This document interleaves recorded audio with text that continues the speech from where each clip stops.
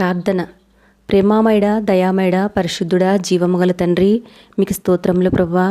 మరణము నుండి జారిపడకుండా మా పాదములు తప్పించువాడవైన యేసయ్య, మీకు స్తోత్రములు తండ్రి.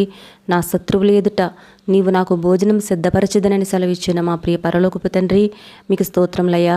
సకలమైన ఉపద్రవంలో నుండి మమ్ము విడిపించు మా తండ్రి, తరతరములుండు సింహాసనాసీనుడవైన మా దేవా, మీకే స్తోత్రములు ప్రభువా. దేవా, గడిచిన దినమంతా కాపాడి నీ కాపుదలనిచ్చి సజీవులుగా ఉంచి మరి ఒక శ్రేష్టమైన ఉదయకాలం నిచ్చినందుకు మీకు కృతజ్ఞతలు తండ్రి. ప్రభువా, నిన్ను ప్రార్థించే సమయాన్ని మాకు ఇచ్చావు, అందును బట్టి స్తోత్రాలయ్యా.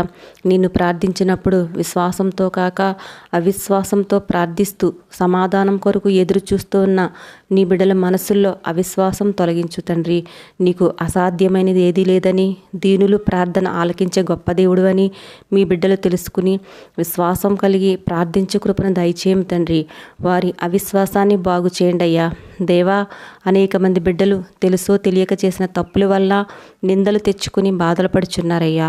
వారు చేసిన పొరపాట్లను బట్టి వారు పశ్చాత్తాపపడుచుండగా దయతో అటు బిడ్డలను కనికరించి వారి మీద ఉన్న నిందలన్నింటినీ తొలగించమని ప్రార్థిస్తున్నామయ్యా.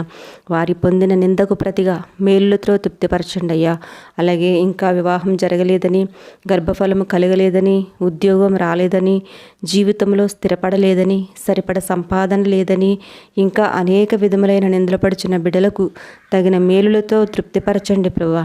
భౌతికంగాను ఆధ్యాత్మికంగాను నిందలపడుచున్న వారందరినీ తగిన ప్రతిఫలములతో తృప్తిపరచమని ప్రార్థిస్తున్నామయ్యా.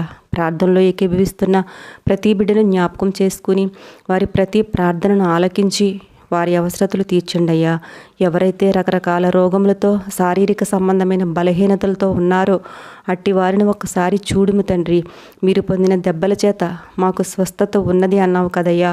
ఆ స్వస్థత మాకు దయచేయండి అయ్యా. మా జీవితాలలో వేదనలతో, అవమానములతో కృంగి కృషించిన స్థితిని ఈ క్షణమే క్రీస్తు నామములో ఆశీర్వాదకరంగా మార్చు తండ్రి. నీ బిడ్డల జీవితాల్లో ఎన్నో సంవత్సరాలుగా విడిపోయి భార్యాభర్తలుగా ఎటువంటి సంబంధం లేని పరిస్థితుల్లో మిగిలిపోయిన వారిని జ్ఞాపకం చేసుకోండి అయ్యా. ఒకరితో ఒకరు సమాధానపడి కుటుంబమును కట్టుకున్నట్టుకు సహాయం చేయండి అయ్యా. గర్భఫలం లేని వారికి ఇప్పుడే ఒక చక్కటి శిశువు ఉత్పత్తి అగునట్లుగా మీ పరిశుద్ధాత్మ కార్యం జరిగించండి అయ్యా.